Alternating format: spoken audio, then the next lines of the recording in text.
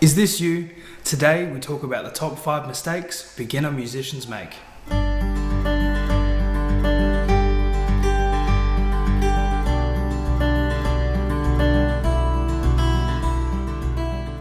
Number 1 is patience. Now I know this one seems obvious and I know this one's on everybody's lists, but it is the most important part. If you're trying to learn something and you're not quite getting it, you're not quite understanding the way the piece is supposed to sound or the way it's supposed to go, don't lose faith, keep going, keep trying, because at the end of the day you'll never know if it's something you can achieve or something that you want to achieve until you start to feel some sort of progression. You might get halfway through the piece and go, this one's not for me. Try something else. Don't just put the guitar away or put the drumsticks down and give up. Try something else. Try a different piece. Just see what suits you and what you enjoy doing. Number 2 is gear. Now you don't have to go out and buy the most expensive product you can to learn doing anything, whether it's guitar or drums or a woodwind instrument or piano or anything like that. If you've never played that instrument before, don't go out and spend $1,000 on a guitar or $2,500 on a drum kit, $1,000 on an expensive keyboard. Go online, buy a $50 keyboard just to learn how the fundamentals are. Go to the music store and buy a $200 guitar, something that you can understand the way that it works, the fundamentals, and just see if it's something you enjoy. You might not actually enjoy it as much as you think you will, and that's the biggest thing. If you're learning any sort of instrument and you go out and spend that money and then find out it's not something that you're actually that interested in and it was more of a phase, that's the last thing you want to do, is invest all that money for nothing. So start cheap, work to be better. Number 3 is difficulty. When you're learning any sort of instrument, the last thing you want to do is reach above what you're actually capable of. If you find yourself to be an absolute beginner of any sort of instrument, you don't want to reach above what you're actually capable of. If you're trying to learn, a solo from one of your favorite songs that's just too high or too far to reach at this point, you don't want to go ahead and try and chase it. Some people it works for, that's fantastic. If it's something that you strive for and you're really pushing hard to get it to sound what it needs to, because it's something you're really passionate about, then you will learn.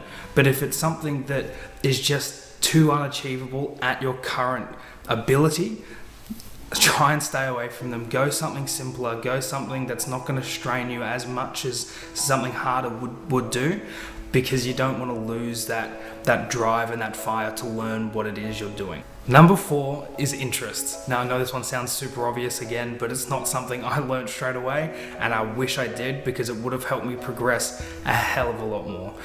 Play stuff and learn stuff that you are truly interested in. If you can sit there and listen to the whole song on repeat, that one part you want to learn on repeat, and not get sick of it, you really enjoy it, you really enjoy learning it, it will make your progress a hell of a lot faster. Don't go out and learn things that everybody else is playing, so it must be the beginner thing. Everybody else is trying to learn, so it must be what you need to learn.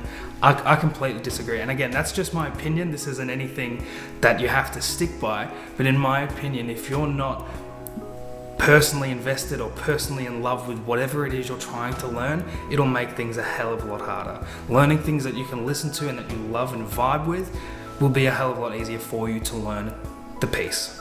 Now, number 5 for me is the most important. Now I know you've heard this one on everybody's lists, but it is criticism. If somebody's telling you, hey, I like this part, but I don't like this part, whatever the case may be, any sort of criticism is going to be the most important part to learning any sort of instrument, whether it's drums, whether it's guitar, whether it's anything that you want to learn for the first time. Take people's opinions.